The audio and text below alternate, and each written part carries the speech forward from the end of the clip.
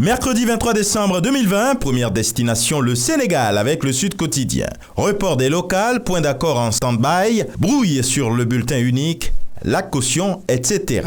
Ce dialogue qui trouble le jeu. Le Soleil s'intéresse au profil de 10 jeunes cracks sénégalais, les chasseurs de microbes du professeur Raoult.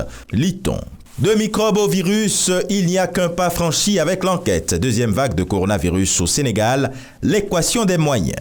Politique avec l'AS, alliance-mésalliance, clash entre Gakou et Khalifa, titre le journal. Alors que du côté du Togo, Liberté évoque de l'orage au groupe Togocom. Les travailleurs en grève du 30 au 31 décembre, les conséquences d'une privatisation mal conçue.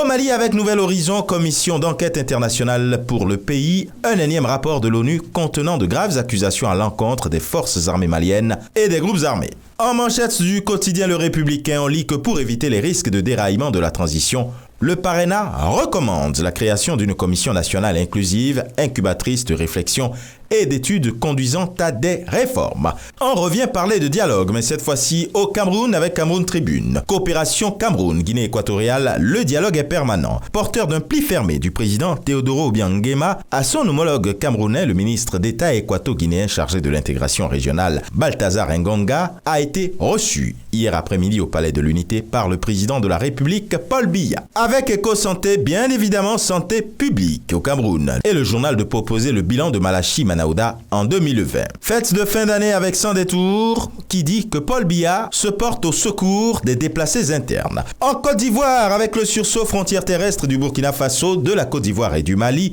des présumés terroristes arrêtés, des armes à feu, des munitions et des explosifs illicites saisis. Avec Fraternité Matin, construction et réhabilitation des marchés, un plan d'urgence de 350 milliards de francs CFA. Et le journal dit que sur le programme d'entretien routier, 150 milliards de francs CFA de travaux auraient été payés malgré la pandémie du Covid-19.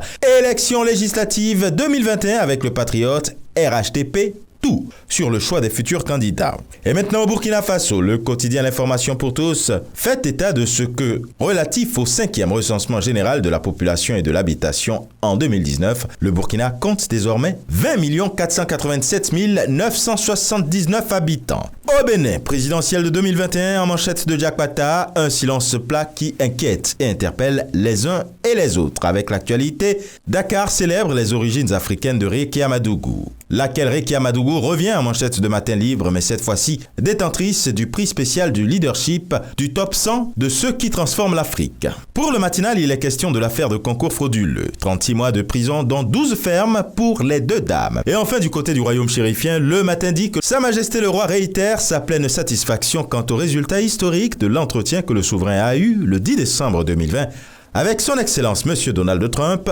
président des États-Unis d'Amérique. Et ce sera tout pour aujourd'hui. Mais encore, prudence, vigilance et surtout, n'oubliez pas les gestes barrières. À demain.